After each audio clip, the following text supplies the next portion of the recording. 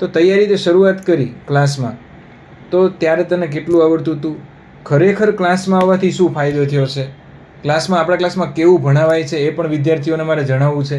તારો એક્સપિરિયન્સ બહુ ઓનેસ્ટીથી કહેવાનો છે. ક્લાસમાં આવીને એનાથી પહેલાં મને ગવર્મેન્ટ એક્ઝામમાં કયા કયા સબ્જેક્ટ હશે ને એના વિશે કોઈ જ આઈડિયા નહોતો. યસ. કેવી રીતના તૈયારી કરવી, ઇવન મોક ટેસ્ટ કેવી રીતના આપવી ને એ પણ મને કોઈ આઈડિયા નહોતો. યસ.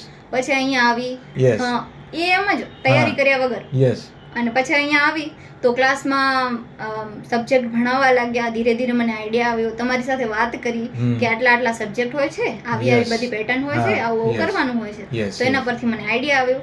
અને જે અહીંયા આપણા ક્લાસમાં ભણાવ્યું, મોક ટેસ્ટો લીધી, અને જેવી રીતના મને મોટિવેટ કર્યું, અને જ્યારે જ્યારે જરૂર પડી છે મેં ત્યારે તમને હંમેશા પૂછી લીધું છે. ડેફિનેટલી ક્લાસના વિદ્યાર્થીઓને હું હંમેશા કહેતો ઓફિસ તમારી છે, એની ટાઈમ આવી જવાનું. ક્લાસમાં કોઈ બીજા શર્માએ કાંઈ પ્રોબ્લેમ હોય તો આવી જાય. But I still remember the day કે એ દિવસે તું અહીંયા જ બેઠી હતી અને અમુક સબ્જેક્ટ વિશે માહિતી નહોતી. મેં ડિટેલમાં તને કીધું આ જીપીએસસી આમ થાય, આ થાય, આમ. એને ટેટની એક્ઝામ આપી હતી, પણ એમ જ કે ભાઈ ટેટની એક્ઝામ આપવા ખાતર આપી છે એમ.